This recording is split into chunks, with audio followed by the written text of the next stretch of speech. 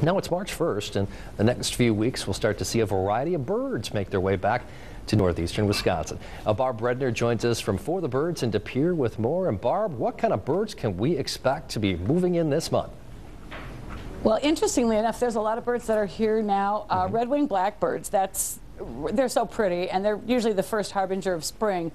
And people start hearing them in wetlands mostly, and then people are starting to see them at bird feeders too. So, and they're moving south to north. I bet they aren't much further north than Green Bay, not a lot of them. But they're around. Bluebirds have been around too. A lot of people have been calling in, stopping in, and talking about bluebirds and what to feed them and that kind of thing. And there's many bluebirds that just spend the winter here as long as they can reach food. And they're so pretty, especially on a kind of a gray, drab day. To have a bluebird out there that you can see is really beautiful. But there are websites and Facebook pages you can go to kind of spot where the birds are in their migration. And that's fascinating to do. And NOAA, which I'm sure you're familiar with, Doug, and Cornell Labs have gotten together and they've come up with what are called birdcast migration alerts. And they're actually tracking and following weather events that will push birds along in their migration. It's fascinating. So say you really shouldn't be expecting to see sandhill cranes right now, but all of a sudden a good wind comes in from the Great Plains. Boom, the sandhill cranes will be around, and they have been spotted too, especially after this past week. That's fascinating. So now, I've got a lot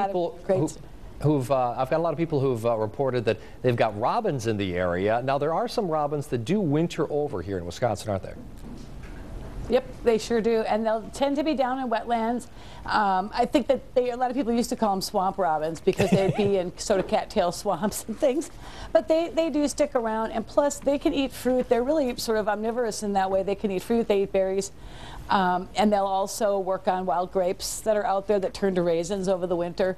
They're pretty good at finding what they need to eat.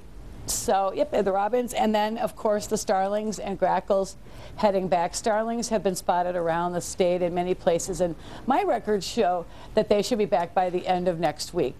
Okay, well, we'll be looking forward to that. Area.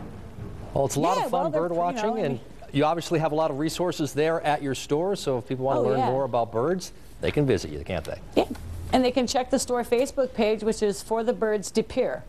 There you go. With spaces in between. Yeah, For the Birds Pere on Facebook. And we'll have more information on fox11online.com. Barb Redner, thank you for joining us.